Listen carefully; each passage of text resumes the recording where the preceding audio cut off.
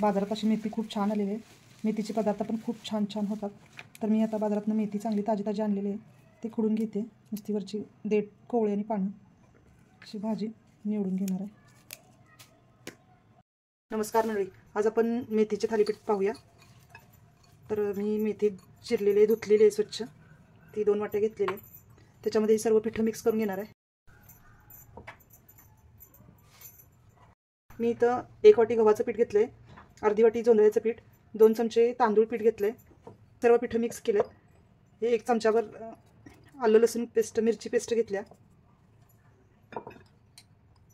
अर्धा चमचा मीठ घातलं आहे. ही मगाशी घातली मी मिरचीची पेस्ट होती, ही 1 चमचाभर घातले. ही आलं लसूण पेस्ट मी 1 चमचाभर घेतली. पिठामध्ये आता मी अर्धा चमचा धनेपूड, अर्धा चमचा जिरेपूड, अर्धा चमचा तीळ, अर्धा चमचा क्रश करून घालणार आहे. हळद घालायची आहे. त्यात थोडं थोडं पाणी घालून मिक्स करायचं आहे. गोळा तयार करायचा याचा. रुमाल भिजवून घेतला आहे, पाणी घालून घेतलं याच्यावर. जरा वाटीत पाणी घेतलं आहे, तवा तापत ठेवला आहे, तापलेला आहे. तेल घेतलं आहे, पीठ भिजवलेलं घेतलं आहे. तेल लावायचं आहे. आता थोडं सोडायचं, पाण्याचा हात लावायचा आणि गोळा तयार करून घ्यायचा. जेवढा आपल्याला पाहिजे तेवढा, कमी जास्त, मोठा बारीक. मी आता एवढा घेतला आहे. अशा प्रकारे करून घ्यायचं आहे थापटून.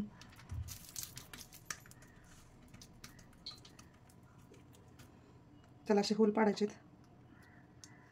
पाणी घालायचं, परत ते काढायचं. परत त्याच्यावरती थोडंसं तेल घालून घ्यायचं.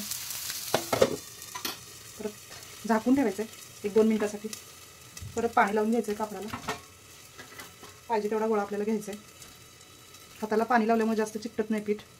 अशा प्रकारे थापून घ्यायचं आहे. थापटून घेतलेलं आहे. आता याच्यावर बोट उठवायचे. आता हे झालं का पाहू. याच्यावर जरा तेल सोडायचं आहे. आता हे पलटायचं आहे. असं सुद्धा हातानं आपल्याला पलटता येतं. परत तेल घालायचं आहे. 1-2 मिनिटासाठी झाकून ठेवायचं. परत ते काढायचं. भाजलं का पाहू आपण. भाजलेलं आहे, आपण काढू. तुम्ही हातानं काढू शकता किंवा उलटण्याने काढू शकता. तर ते दुसरं घालायचं, पाणी घालून परत काढून घ्यायचं. परत 2-3 मिनिटासाठी असं तेल लावून झाकून ठेवायचं. काही भाजलेलं आहे, उलटून घ्यायचं. परत तेल जरा घालायचं